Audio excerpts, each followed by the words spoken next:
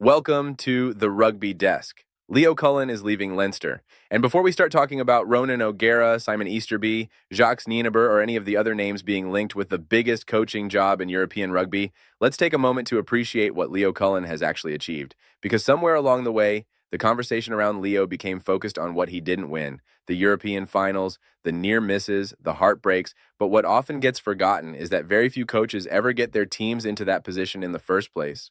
By the time he leaves at the end of the 2026 to 27 season, Leo Cullen will have spent 32 years associated with Leinster Rugby, player, captain, coach, leader. And for more than a decade as head coach, he has helped keep Leinster among the elite clubs in world rugby, league titles, a Champions Cup, multiple European finals, and season after season competing at the highest level. That's an extraordinary record by any standard. Has there been frustration? Absolutely. For a club with Leinster's talent and resources, those Champions Cup final defeats will always sting. Supporters expect Leinster to win the biggest trophies, and when you repeatedly get close without crossing the line, questions naturally follow. But perhaps the fairest way to judge Leo Cullen isn't by the finals he lost, it's by the standards he helped create, because reaching finals became the expectation, and that tells you everything about the culture he built.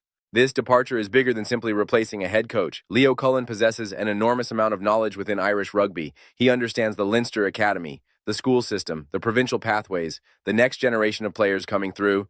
Those relationships and that experience have been built over decades. Replacing a coach is one thing. Replacing Leo Cullen is something else entirely. So who comes next? The most obvious candidate is Simon Easterby. He's respected throughout Irish rugby.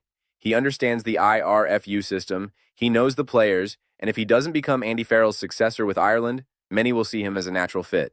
Then there's Jacques Nienaber, already inside the Leinster setup, a World Cup winning coach, and someone who has already earned the trust of the squad. Both would represent continuity, a continuation of the system that has delivered success for years.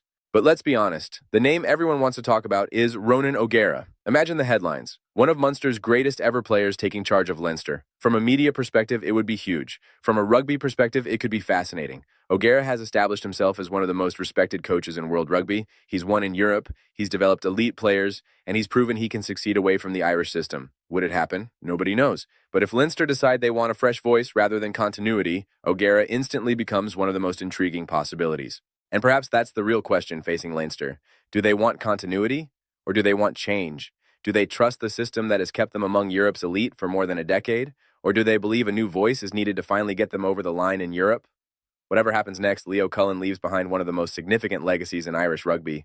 His contribution deserves enormous respect, and whoever replaces him will inherit one of the biggest jobs in world rugby. So what do you think? Who should replace Leo Cullen? Simon Easterby, Jacques Nienaber, Ronan O'Gara, or somebody else entirely? Let us know in the comments, and don't forget to subscribe to the Rugby Desk for daily rugby news, analysis, and opinion. I'm Callum, and we'll see you next time.